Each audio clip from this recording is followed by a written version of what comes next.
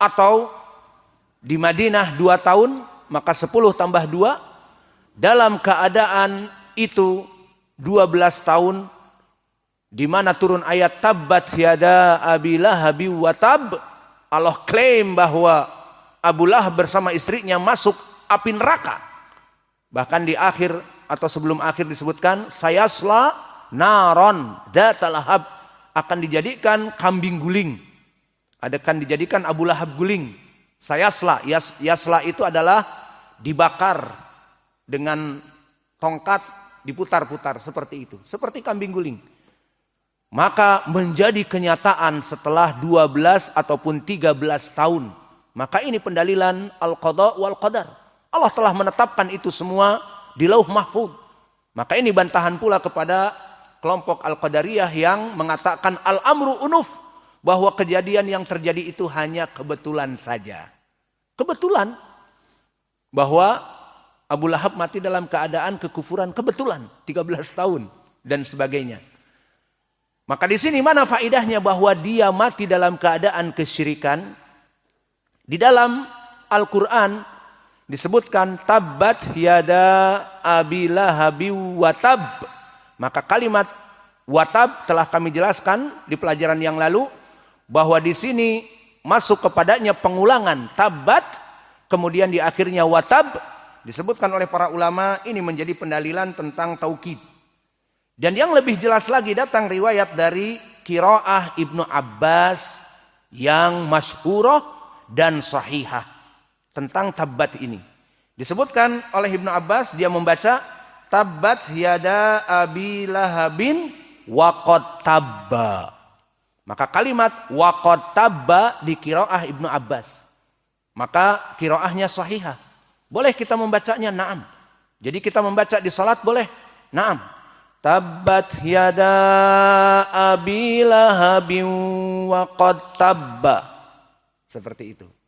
Maka hadis ini diriwayatkan oleh Imam Muslim dari riwayat Ibnu Abbas. Apa faidahnya wa qad tabba? Sama, mengobarkan bahwa dia itu telah celaka. Maka di surat Al-Masad yang turun di Mekah dengan lafaz ini tabbat yada abi lahabin wa tab wa qad tabba, maka dia telah dan akan mampus dalam keadaan kecelakaan. Dan setelah 12 ataupun 13 tahun kenyataan bahwa dia mati dalam keadaan kesyirikan, maka dari faidah surat ini menjadikan kita tambahan iman kepada al-qada wal qadar, bahwa perkara itu sudah tertulis di Lauh Mahfuz atas ilmu Allah Jalla wa Ala. Dan juga dari faidah surat Al-Masad ini dijadikan oleh para mufassirin, surat ini adalah mu'jizah al-bayyinah, dari mukjizat Al-Quran yang sangat jelas. Dari segi apa? Dikhabarkan oleh Allah di Makkah bahwa Abu Lahab akan mati dalam keadaan kesyirikan bersama istrinya. Maka kenyataannya setelah 13 tahun dia mati dalam keadaan kesyirikan. Yang menjadi poin adalah berbeda dengan yang sebelumnya tentang qada dan qadar. Di sini Allah menutup hati Abu Lahab,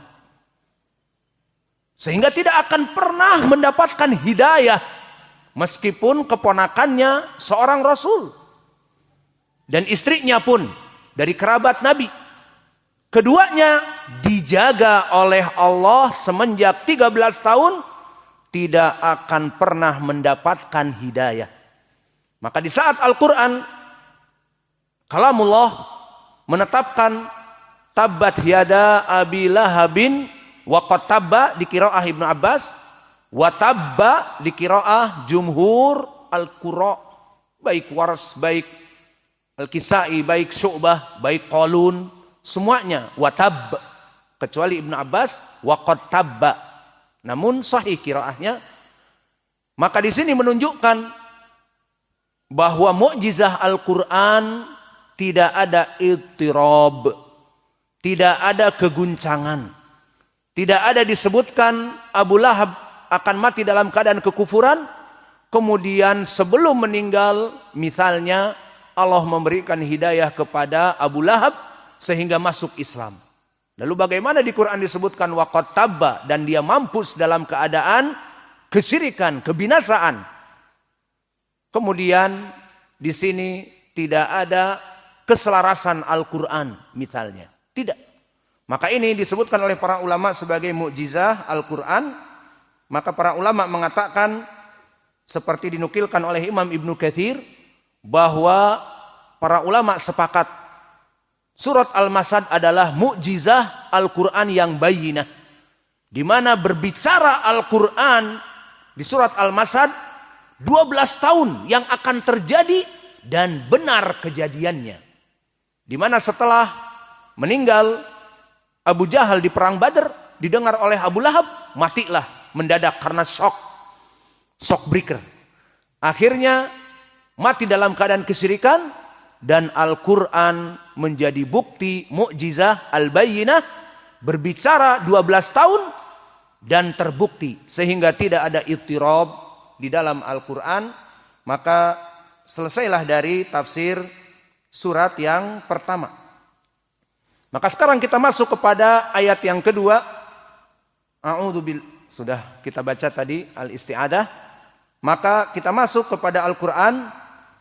Ma aghna anhu maluhu wa ma kasab.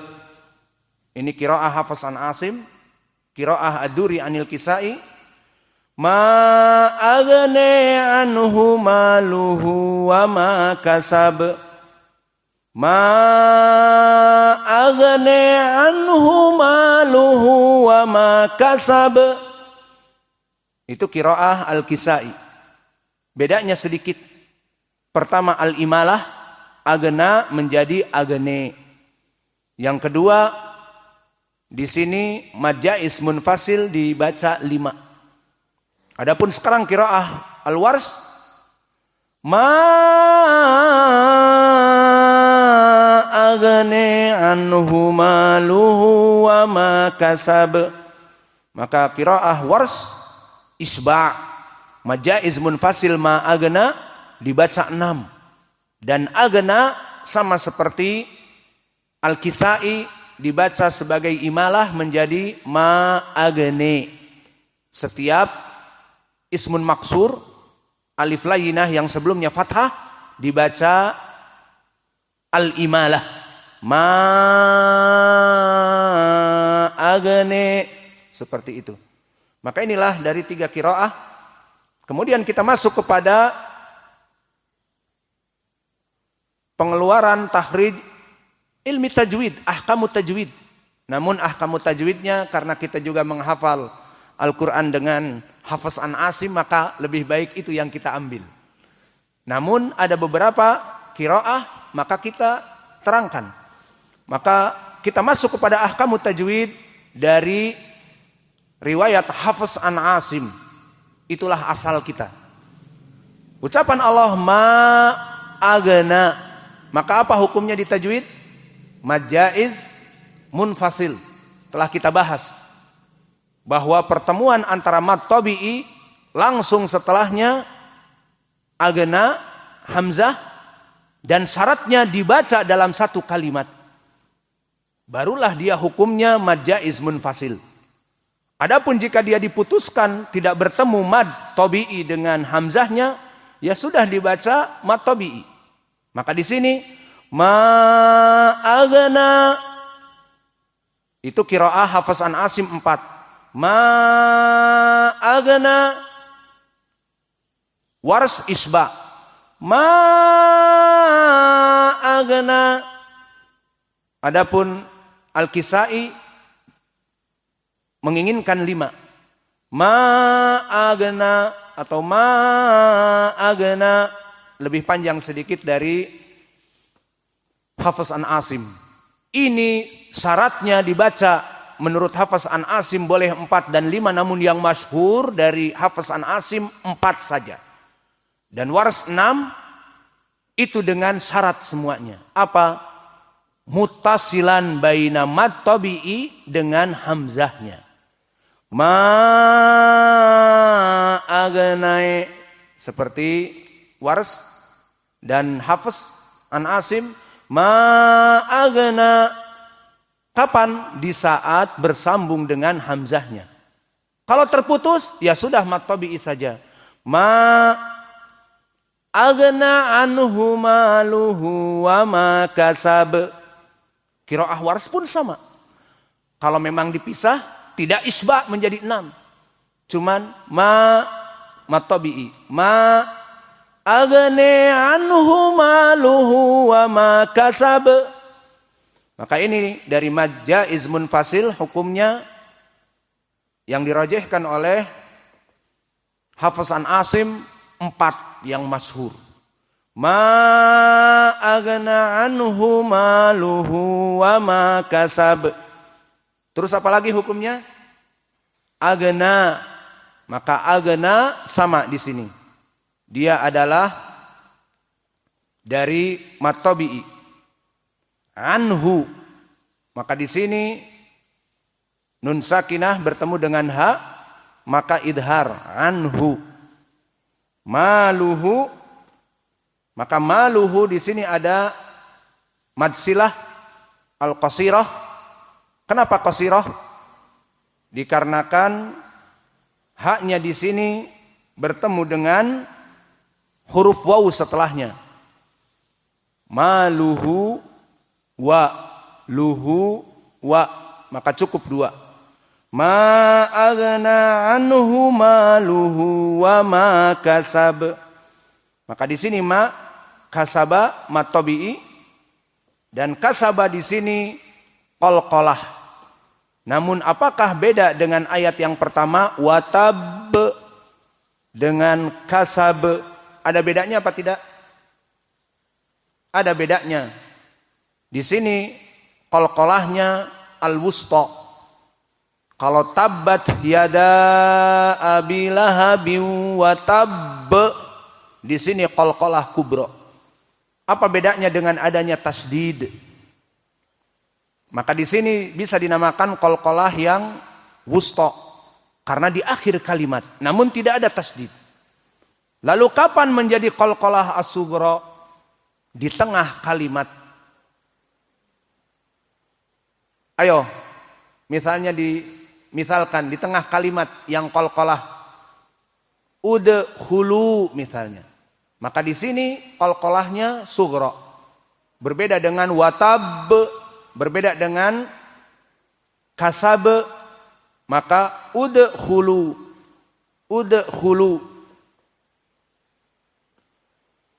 Maka di sini qalqalahnya sughra. Maka ini dari ahkam Hafs an Asim. Adapun dari segi ahkam qiraah lainnya seperti qiraah Ad-Duri anil Kisai, maka di sini ada al-imalah. Dan al-imalah barakallahu fikum adalah usul dari qiraah Ad-Duri anil Kisai, al-imalah. Dan imalahnya di sini bisa alif lainah seperti di sini ma agne, ataupun seperti yang kita baca tadi ta al-marbutah. Wailul likulli humazatil lumazah. Imalahnya seperti itu. Semua yang tak marbutah, al-qari'ah, mal-qari'ah, dan juga alif lainah seperti wadduha menjadi wadduha, walaili idza saja, karena alif lainah.